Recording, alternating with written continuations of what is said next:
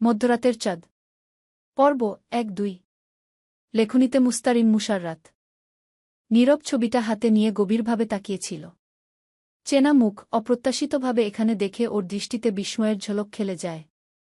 পরপর ইচ্ছের কথা মস্তিষ্কে নাড়া দিতেই তীক্ষ্ণ বুদ্ধিসম্পন্ন নীরব মুহূর্তেই আন্দাজ করে কিছুটা। অনুমান করতেই ওর আঙুলের গিঁটগুলো শক্ত হয়ে যায়। হাত মুষ্টি করে কিছুক্ষণ থম মেরে রইল।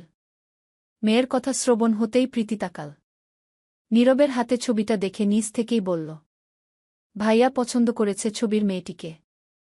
ছবি দেখে মায়েরও পছন্দ হয়েছে। আর বট কথা, ভাইজা নিজে যেখানে পছন্দ করেছে সেখানে আমাদের অপছন্দের কারণ নেই। দ্রুতই পাকা কথা বলতে হবে মেয়েটির বাড়িতে গু। এর মধ্যে প্রীতির দিকে তাকিয়ে ইচ্ছেপি করবে বোঝাতেই প্রীতি মনাকে ডেকে ওয়াশরুমে নিতে বলে। অনুমানটা এখন দিঘির স্বচ্ছ জলের মতো পরিষ্কার নীরবের কাছে। নীরব একটা জোরালো শ্বাস ফেল। তারপর চুপচাপ অদ্ভুত শীতলতা নিয়ে সোফায় গা এলিয়ে পায়ের উপর পা তুলে বসল। চোখ দুটি সরাসরি প্রীতির দিকে স্থির করে ঠান্ডা গলায় বলল, তোমার ভাইকে বলবে গি। এক মুহূর্ত থেমে আঙুলের ফাঁকে ছবিটা ধীরে ধীরে ঘুরাতে ঘুরাতে কণ্ঠটা আরও জমাট করে বলল, তোমার ভাইকে বলবে অন্যের বউয়ের দিকে তাকানোর আগে আয়নায় নিজের কপালটা দেখে নিতে গু। প্রীতির কপালে ভাঁজ পড়ল। ও কিছুটা রুক্ষ স্বরে বলল, what do you mean? Clear করে বলো। আমি কিছুই বুঝতে পারছি না।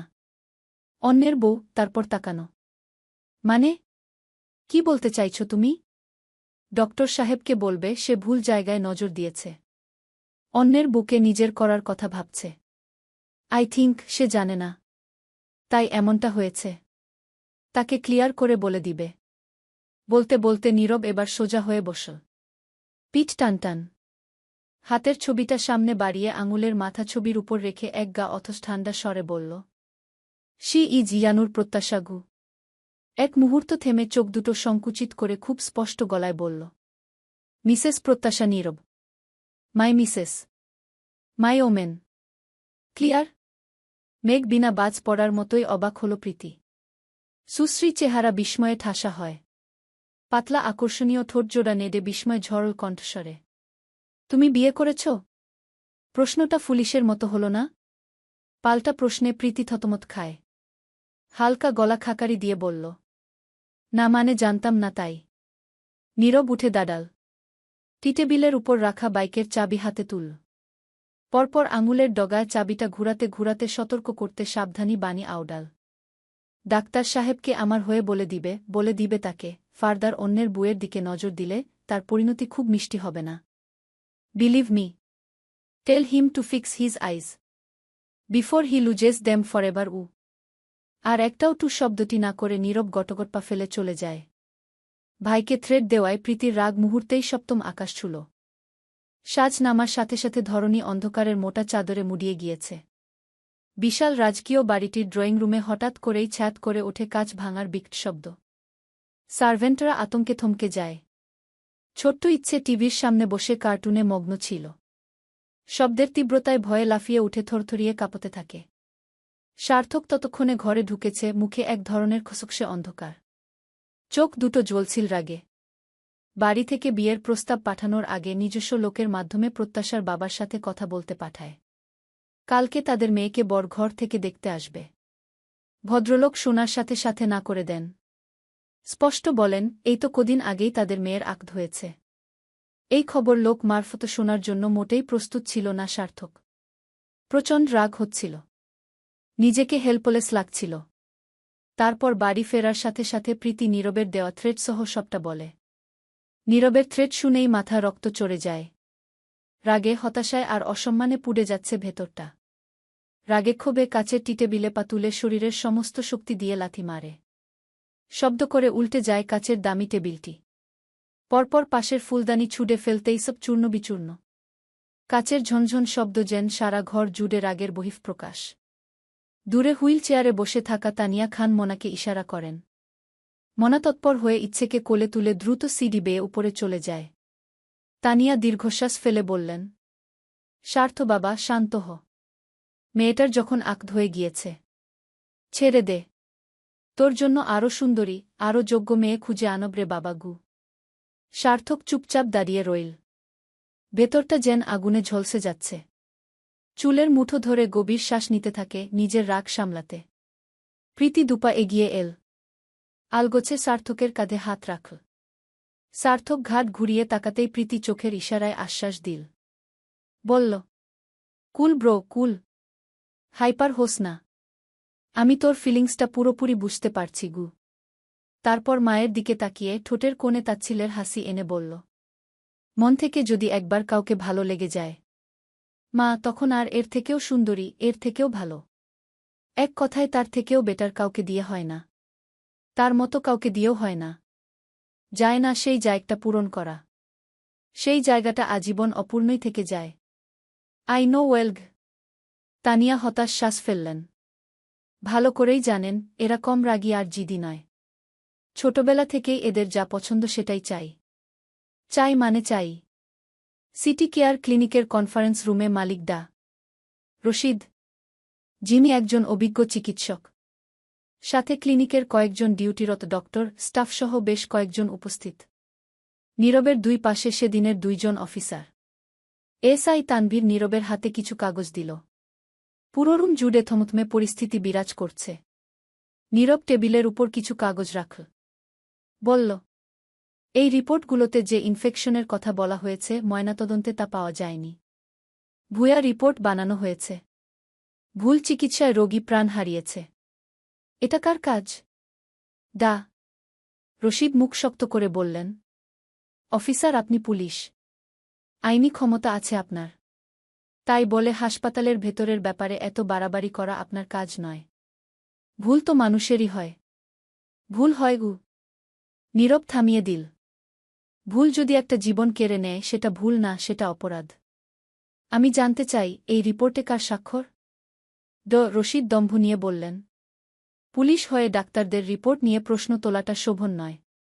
ভুল তো মানুষেরই হতে পারে। রিপোর্ট দেখে কি আপনি চিকিৎসা বুঝবেন? ভুল যদি রোগীর জীবন নিয়ে খেলে সেটা বোঝার জন্য চিকিৎসক হতে হয় না। পুলিশ হিসেবে দায়িত্ব আমার। এখন জানতে চাই কার স্বাক্ষরে এই রিপোর্ট ছাড় হচ্ছে? রশিদের কণ্ঠ এবার কিছুটা থিতু হয়ে এল। দেখুন, বেসরকারি ক্লিনিকে অনেক সময় দ্রুত রোগী সামলাতে রিপোর্টে সামান্য হেরফের হয়ে থাকে। রোগীকে সন্তুষ্ট রাখতে কিংবা হাসপাতালে রাখতে হয়, বুঝতেই পারছেন। নীরব চাহনি কঠিন করে বলল, সন্তুষ্ট রাখতে রোগীকে মেয়ে খিরে ফেলার লাইসেন্স দেয়নি কেউ। এসব রিপোর্টের নামে যেটা চলছে সেটা চিকিৎসা নয়, ব্যবসা। আর সেই ব্যবসার খেসারত দিচ্ছে সাধারণ মানুষকে। কিছুক্ষণ চুপ থেকে ডা রশিদ বললেন, আপনাদের এই তদন্ত ক্লিনিকের সুনাম খিষ্ট করছে। রোগীরা আতঙ্কিত হচ্ছে।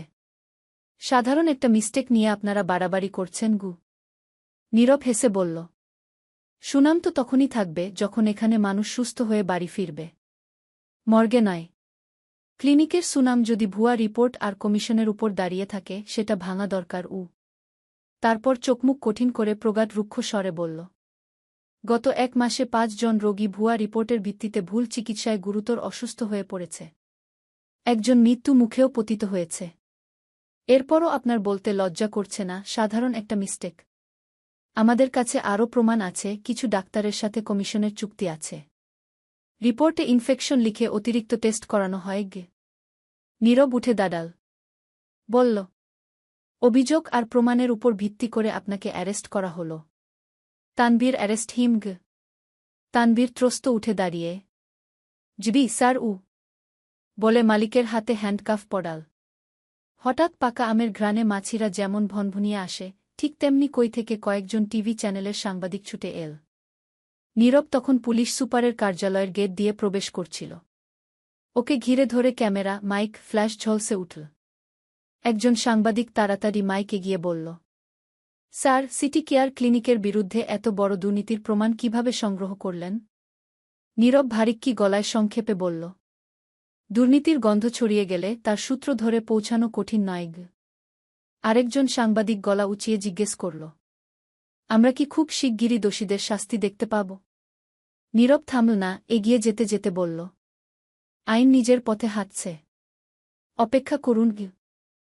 এক মহিলা রিপোর্টার কৌতূহল নিয়ে বলল, স্যার, আগেও সিটি কেয়ার ক্লিনিকের বিরুদ্ধে অভিযোগ উঠেছিল। ভুয়া রিপোর্ট, ভুল চিকিৎসার। তখন তো ধামাচাপা পড়ে গিয়েছিল। এবারও কি সেই পরিণতি? নীরব থমকে দাঁড়াল।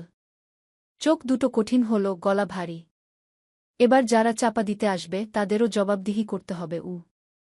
আগের জন হঠাৎ প্রশংসার সুরে বলল, স্যার, আপনি সত্যিই অনেক সাহসিকতার পরিচয় দিলেন। যেখানে আগেও অভিযোগ আসলেও টাকার কাছে সত্য চাপা পড়ে যায়, সেখানে আপনি একজন সৎ অফিসার হিসেবে নিজেকে প্রুভ করলেন।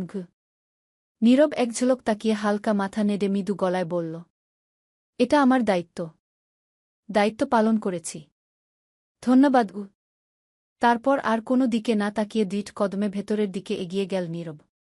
পেছনে ভাসতে থাকল ক্যামেরার ঝলকানি আর চাপা প্রশংসার গুঞ্জন। মাথার নিচে দুটো কুশন রেখে সোফায় শুয়ে প্রত্যাশা। পা দুটো সোফার উপর দিয়ে দেওয়ালে ঠেকিয়েছে। এক হাতে টিভির রিমোট, অন্য হাতে পপকর্ন তুলে মুখে পুড়ছে। বিকেলটা অলস কাটছে। একবার কার্টুন দেখছে তো আবার চ্যানেল পাল্টাচ্ছে। এমন সময় টিভিতে গিয়ে চোখ দুটো বিস্ময়ে কোটর ছাড়ার জোগাড়। তড়িঘড়ি করে শোয়া থেকে উঠে বসল। দুই হাতে চোখ ডলল। না, ঠিকই দেখছে, ওই তো স্পষ্ট এসপি সাহেবকে দেখা যাচ্ছে। ঝট করে হেডলাইন পড়ল। নীরবের শেষের কথাগুলো শুনল। রিপোর্টারদের লাইভ থেকে পুরো বিশ্বাসটা বুঝে নীল প্রত্যাশা। মিস্টার আনপ্রেডিক্টেবলকে টিভিতে দেখাচ্ছে তড়িৎ আব্বু আম্মুকে ডেকে বলল। উনারা সে কি প্রশংসা শুরু করল। প্রত্যাশা ঠোঁট উল্টে পপকর্ন হাতে নিয়ে রুমে চলে গেল। কাল সকালে আব্বুর সাথে বাড়ি ফিরে এসেছে প্রত্যাশা। আসার পর আর কোনো কথা হয়নি। হঠাৎ প্রত্যাশার মনে হল, এসপি সাহেবকে ফোন দিব, কি বলবো। একটা থ্যাঙ্কস জানানোর উসিলায় আজকে তো ফোন দেওয়াই যায়। এই ভেবে প্রত্যাশা দ্রুত আব্বুর ফোনটা এনে নম্বর তুলতে থাকল। অদ্ভুত ব্যাপার। নম্বর তুলতে গিয়ে লক্ষ্য করল, এই নম্বর থেকে তো কাল রাতে কল এসেছিল।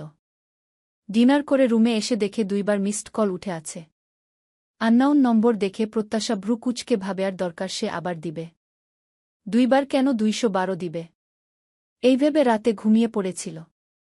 এটা যে নীরবের নম্বর জানা ছিল না। যাক, এসপি সাহেব নিজ থেকে কল দিয়েছিল খোঁজ নিতে, এটা দেখে প্রত্যাশার ভালোই লাগল। ঠোঁটে হাসি টেনে প্রত্যাশা বিছানার হেডে গা এলিয়ে কল দিল। নীরব একটা ফাইল দেখছিল। টেবিলের উপর থাকা ফোনে প্রত্যাশা নামটা ভেসে উঠতেই রিসিভ করল। কয়েক সেকেন্ড পার হলেও ওপাশ থেকে কোনো শব্দ এল না। ফাইলটা বন্ধ করে চেয়ারে গা এলিয়ে বসল নীরব। বলল, প্রত্যাশা। এবার ওপাশ থেকে গমগমে স্বর আসল। যাক, এটা যে আপনি জেনে শুনেই কল দিয়েছিলেন দেখছি। ভুল করে নয়। আমি ভাবলাম ভুল করেও কাল রাতে কল আসতে পারে। নীরব প্রসঙ্গ পাল্টাতে বলল, কেমন আছো তুমি? ভালো। আচ্ছা বলুন তো আমায় আমার নম্বর কিভাবে পেলেন? কার কাছ থেকে নিয়েছেন? এই মেয়ে বাড়তি কথা বলে নীরব তা একদিনে বুঝে নিয়েছে। বিরক্তির শ্বাস ফেলে বলল, নম্বর জোগাড় করা এটা কঠিন কিছু নাকি? পাল্টা প্রশ্নে প্রত্যাশা মুখ বাঁকাল। সোজা কথা এই লোক বলতে জানে না। কিছুটা তেড়া জবাব থাকবেই। প্রত্যাশা ঠোঁটে ঠোঁট চেপে বলল, কঠিন নয়। তবুও তো কারো না কারো কাছ থেকে নিতে হয়েছে। রাতের কথা মনে পড়ল নীরবের। প্রত্যাশার সাথে আগে কখনো ফোনে কথা হয়নি। তারপর বাড়িতে থাকাকালীন ফোন নম্বর নেওয়াও হয়নি। কাল রাতে নিভানের কাছে প্রত্যাশার নম্বর চাইতেই নিভান মজার ছলে বলে, তোর আর তোর বুয়ের নম্বর কিনা আমার কাছে চাইছিস? জবাবে নীরব বলে, আমার বুয়ের নম্বর চাইছি না, তোমার সিস্টার ইন এর নম্বর চাইছি। থাকলে ঝটপট দাও তো। নিভান হেসে বলেছিল, কেন, আমার শালির সাথে প্রেম করবি নাকি? নীরব চোয়াল শক্ত করে দাঁতে দাঁত চেপে, শুধু প্রেম নয়, পুটিয়ে আরেকবার বিয়ে করব। হয়েছে? নিভান হো হো করে হাসতে হাসতে নম্বর দিয়েছিল। কিন্তু ম্যাডাম তো রাতে কল তুললেন না।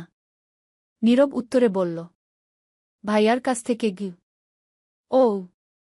কয়েক মুহূর্ত থেমে প্রত্যাশা জিজ্ঞেস করল, লাঞ্চ করেছেন? না, দুপুরে ব্যস্ত ছিলাম, বাসায় যেতে পারিনি। হাতের কাজ শেষ করে একটু পরই বেরুব। ব্যস্ত শব্দটা শুনেই তখনকার কথা মনে উঠল। এতক্ষণ তো ভুলে বসেছিল। প্রত্যাশা উচ্ছ্বসিত স্বরে বলল, অভিনন্দন অফিসার। নীরব নিঃশব্দে হাসল। ঠান্ডা গলায় বলল, থ্যাঙ্কস। আপনাকে টিভিতে যখন দেখাল আমার কি ভালো লাগল না। তারপর আপনার নামের পাশে একজন সৎ, সাহসী অফিসার ট্যাগ দেখলাম। উফ, আমার অনুভূতি ভাষায় প্রকাশ করতে পারছি না। মেয়েটা খুব সহজ সরল আর ভালো মনের। প্রত্যাশার সুন্দর মনের অভিব্যক্তি দেখে নীরবের খুব ভালো লাগল। নীরব বলল, ওটা আমার ডিউটি প্রত্যাশা। এমন কিছু নয়। হঠাৎ কিছু ভেবে প্রত্যাশা জিজ্ঞেস করে উঠল, আচ্ছা সত্যি করে বলুন তো, কাল রাতে যে ফোন দিয়েছিলেন সেটাও কি শুধুই দায়িত্ব থেকেই? না মানে আপনি তো আবার খুব দায়িত্ববান, তাই বলছি আর কি গু। পৃথিবীতে তো আরও হাজারো মেয়ে আছে, কই তাদের কাছে তো ফোন দিলাম না। ফোন দেওয়া তো দূর, দেওয়ার কথা ভুলেও মনে হয়নি কখনো গু। সেটাই তো বলছি, এত ঘুরিয়ে পেঁচিয়ে না বলে সরাসরিই বলুন না গে। কিছু কথার উত্তর সরাসরি দেওয়ার থেকে অপর পক্ষের বুঝে নেওয়াতে আলাদা একটা ফিলিংস থাকে গি। প্রত্যাশা বুঝল এই লোক সরাসরি বলবে না। প্রত্যাশা হাল ছেড়ে দিল, তবে আর কথা খুঁজে না পেয়ে বলল, আচ্ছা তাড়াতাড়ি কাজ সেরে বাসায় গিয়ে খেয়ে নিয়েন। আল্লাহ হাফেজ উ। হুম, টেক কেয়ার। আল্লাহ হাফেজ উ। দুদিন পর থানার ভেতর যেন এক অস্থির সমাবেশ বসেছে। এক কথায় মাছের হাট বললে ভুল কিছু হবে না। একপাশে ছেলে আর মেয়েপক্ষ উত্তপ্ত তর্কে লিপ্ত, অন্য পাশে প্রত্যাশা আর বন্ধুরা ক্ষোভে ফুঁসছে। মস্ত কালো বোরখা ও হিজাবে মোড়ানো প্রত্যাশার একমাত্র দৃশ্যমান অংশ ওর গভীর কালো চোখের মণি। সদর থানার বয়স্ক কনস্টেবল বারবার উত্তেজিত দুই পক্ষকে থামতে বলছেন। হাত জোট করে অনুরোধও করছেন পুলিশ সুপারের কার্যালয় থেকে কোনো একটা কেসের তদন্তের জন্য অফিসার এসেছে। দারোগা বাবুর সাথে কথা বলছে। একটু চুপচাপ থাকুন, দারোগাবাবু এসে দেখবেন। ভেতরে হইচি এর শব্দ যাচ্ছে। স্যারেরা রেগে যাবেন কিন্তু। ভেতরে গুরুত্বপূর্ণ কথা চলছে। একটু অপেক্ষা। না, হাজারো অনুনয় বিনয়ের সুরে অনুরোধ করেও লাভের লাভ কিছুই হচ্ছে না। দুই পক্ষ শুধু হাতাহাতি বাকি রেখেছে। মুখ দিয়ে যেন পারমাণবিক বোমা ব্লাস্ট করছে। বাবা কোয়েলের বিয়ে ঠিক করেছিল, এই জন্য কোয়েল কেঁদে কেটে একসা। ফ্রেন্ডরা পাশে আছি বলে সাহস দিল। প্রেমিক রোহানও সাহস দেখিয়ে বলেছিল বিয়ের সমস্যার সমাধান বিয়ে দিয়েই করতে হবে। চল বিয়ে করে সব ঝামেলা চুকে ফেলি। একবার বিয়ে হলে আঙ্কেল একসময় না একসময় মেনে নিবে। আর জোর করে তো তোকে বিয়ে দিতে চাইবে না, কারণ এক খিরুর কয়বার গলা কাটে। বন্ধুরা সবাই উৎসাহ দিল। লুকিয়ে কাজী অফিসে গিয়েছিল ওদের গ্রুপ। প্রত্যাশার গায়ে ইয়া বর বোরখা বয়স্ক খালাম্মা টাইপের একজন সাক্ষী হতে। কিন্তু সমস্যা বাধল। কই থেকে কোয়েলের বাবা খবর পেয়ে ঠিক সময় মতো কাজী অফিসে হাজির। ওদিকে রোহানের পরিবারও হাজির। ওখানে এক দফা ঝগড়া হল। কোয়েলের বাবা কেস করবেন বলেন। ওনার অবুঝ মেয়েকে ফুসলিয়ে বিয়ের জন্য ইন্সপায়ার্ড করায়। সব কটার নামে মামলা করবেন। এই বাদ বন্ধুগুলাকেও আজ দেখে ছাড়বেন। এদের জন্যই মেয়ের ডানা গজিয়েছে। পালিয়ে বিয়ে করার দুঃসাহস দেখিয়েছে। আজ উনিও এদের সব কটাকে দেখে ছাড়বেন। কাজী অফিস থেকে ঝগড়া এখন থানায় এসে পৌঁছেছে। ঝাঁকটা চুলে আঙুল চালিয়ে একরাশ হতাশা নিয়ে নাহিদ দীর্ঘশ্বাস ফেল। গলার স্বর ভরে উঠল আক্ষেপে। ধুর ছাই, তোদের কথায় কান দিয়ে কি এক মাইনকার চিপায় ফাইসা গেলাম। কত স্বপ্ন ছিল পড়ালেখা শেষ করে বিসিএস ক্যাডার হব, মুখ উজ্জ্বল করব। এখন যদি একটা মামলা ঠুকে দেয় তাহলে? নাহিদের কথা শুনে প্রত্যাশা বাঁকা চোখে চাইল। কথার মাঝেই দুই হাত এক করে বলল, ভাই এবার একটু চুপ কর তুই। আল্লাহর ওয়াস্তে মুখটা বন্ধ রাখ। এমনিতেই মেজাজ তিরিক্ষি হয়ে আছে, তার উপর তোর এই বেহুদা কথাবার্তা মাথার ভেতর আগ গু ক্ষীণ ধরিয়ে দিচ্ছে। মুখ উজ্জ্বল করার এতই শখ হলে বল, তোকে ভালো একটা নাইট ক্রিম সাজেস্ট করি। দেখবি একেবারে ফকফকা হয়ে যাবি। হ্যাপি ঠোঁট চেপে হাসতে গিয়েও শেষ পর্যন্ত শব্দ করে হেসে ফেল। নাহিদের কটমট দৃষ্টি পড়তেই মেয়েটা সোজা হয়ে দাঁড়িয়ে তর্জনী তুলে নীরব ক্ষমা চেয়ে নিল। লাল টকটকে বেনারসিতে মোড়ানো কোয়েল, পাশে সাদা পাঞ্জাবিতে রোহান, দুজনের মুখেই স্পষ্ট উদ্বেগের ছাপ। নাহিদ ওদের দিকে তাকিয়ে অসন্তুষ্ট স্বরে বিটবিট করল, শালা প্রেমপ্রীতির গুষ্টি কিলাই। প্রত্যাশার চোখ পড়তেই নাহিদের মুখ কাচুমাচু হয়ে গেল। কোয়েল দুগদম এগিয়ে এসে প্রত্যাশার হাত মুঠো নীল, কণ্ঠে অনুনয়ের সুর। দোস্তু কিছু একটা কর। আব্বু যা শুরু করেছে তাতে আমি হেব্বি ভয় পাচ্ছি। যদি সত্যি সত্যি রোহানসহ তোদের নামে কেস ঠুকে দেয়া তাহলে? নাহিদ খেপাটে সুরে বলল, ঠিক মামলা করে দিবে তোর স্বৈরাচারী বাপ। বাল্যবিবাহে সাহায্য করতে গিয়ে আগামীর একজন ভবিষ্যৎ বিসিএস ক্যাডারের স্বপ্ন ভেঙে হবে চুরমার। একবার নামের সাথে মামলা ফামলা ঢুকলে আর সরকারি চাকরি হবে না ইহজন্মে। কোয়েল মাথা নাড়িয়ে বলল, আরে আব্বু মিথ্যে বলছে তো। আমার আসল বয়স 18 বছর 7 মাস চলছে। জন্মনিবন্ধনে 2 বছর কম দেওয়া আছে। জানিসই তো পড়াশোনায় কেমন আমি, তাই আব্বু নিজেই বয়স কমিয়ে দিয়েছিল। শেষ কথাটা মিনমিনে স্বরে বলে কোয়েল। প্রত্যাশা জিজ্ঞেস করল, অফিসারের সামনে এটা বলতে পারবি তো? নাকি আঙ্কেলের ধমক শুনে কি? কথার মাঝেই নাহিদ বলল, আরে ওরটা না হয় হলো, কিন্তু ওই ভাদাইমার কি হবে? ভাদাইমার বয়স 18 থেকে কিভাবে টেনে 21-এ আনব? শালার চুলদারি গজায় নাই, অথচ বিয়ে করার শখ জাগছে। রোহান বিরক্ত চোখে তাকিয়ে সাফাই গাইতে বলল, আরে আমাকে এভাবে বলছিস কেন? আঙ্কেল পায়েলের অন্যত্র বিয়ে ঠিক করতে যাচ্ছিল বিধাই তো এরকম একটা ডিসিশন নিলাম। এখন যে পরিস্থিতিটা এমন হবে কে জানত? ওপাশের ঝগড়াঝাঁটি হম্বিতম্বি যেন ক্রমশ বাড়ছিলই। মুহূর্তেই জলদগম্ভীর স্বরে পুরো থানা নিস্তব্ধ হয়ে যায়। Stop! This is a police station, not a fish market. কণ্ঠ শুনে ঘাট ফিরাতেই প্রত্যাশার চক্ষু চরকগাছ। শুকনো ধোক গিলে মনে মনে আউডাল, ইয়া আল্লাহ, ইয়া মাবুদ, এখানে কি করছে? যেখানে বাঘের ভয় সেখানেই সন্ধে হয়। কথাটা একেবারে খাপে খাপ দেখছি। এর আবার আজকেই এখানে আসার ছিল। ধুর, টাইমিংটা! Oh shit, shit, shit! কয়েক সেকেন্ড পরে সামনের অফিসারের দৃষ্টি 1 সেকেন্ডের জন্য প্রত্যাশার দৃষ্টিতে মেলে। প্রত্যাশা তড়িৎ দৃষ্টি সরিয়ে নেয়া। হ্যাপির দিকে চেয়ে ফিসফিসিয়ে বলে, এই দেখ, দেখ তো, আন্টির আলখেল্লার মতো ইয়া বড় বোরখা আর হিজাব গায়ে আমাকে চেনা যাচ্ছে কি না? বুঝা যাচ্ছে কি? শুধু তো চোখ দুটো ছাড়া কিছুই দেখা যাচ্ছে না। তারপরও কি? হ্যাপি চোখ ঘুরিয়ে ফিরিয়ে প্রত্যাশার আপাদমস্তকে নজর বুলায়। হঠাৎ আতকে ওঠে হায় হায় করে বলে উঠল, ইয়া আল্লাহ! আম্মুর নতুন বোরখা ছিল এটা। একদিনও আম্মু পড়েনি। ছিডল কি করে? কোথায় বাঁধিয়ে ছিঁড়ে ফেললি? আম্মু দেখলে তো আমার পিঠে তাল পড়বে। নিজে পড়ার কথা বলে আজকের জন্য নিয়েছিলাম। প্রত্যাশা অতিষ্ঠ চোখে চাইল। দাঁতে দাঁত চেপে বলল, আরে আন্টির মারের চিন্তা পরে করিস। এখন এখান থেকে সহিসালামতে কিভাবে বেরোবি তাই ভাব। পুলিশের ডান্ডার হাত থেকে রক্ষা পাওয়ার কথা আগে ভাব। পুলিশের ডান্ডার কথা শুনে হ্যাপির মুখটা ভয়ে এইটুকুন হয়ে আসে। আপাতত মায়ের বকুনির কথা মাথার একপাশে সরিয়ে রাখে। ভয়ে হ্যাপির আত্মা শুকিয়ে আসছে। জিভ দিয়ে ঠোঁট ভিজিয়ে মিনমিন করে বলল, প্রত্যাশা রে, এই প্রত্যাশা সত্যি সত্যিই জেলে চালান টালান করে দিবে না তো? বাল্যবিবাহে উৎসাহিত করে দেন সাহায্য করার জন্য মামলা দিয়ে দিবে না তো? অফিসারকে দেখে তো আমার খুব কড়া মনে হচ্ছে। প্রত্যাশা আর চোখে অফিসারের দিকে চাইল। ঠোঁট নেড়ে বলল, ব্যাটা বেশি হম্বিতম্বি করলে খবর আছে। ব্যাটা নিজে বাল্যবিবাহ করেছে। আমাদের নামে কেস দিলে উল্টো ওনার নামে মামলা দিয়ে দিব। শেষে নিজের চাকরি নিয়ে টানাটানি শুরু হবে।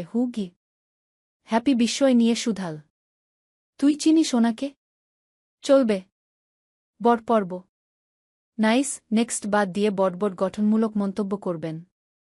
না হলে রাগ করে ডিলে এন্ড ছোট পর্ব দিব কিন্তু। Happy reading.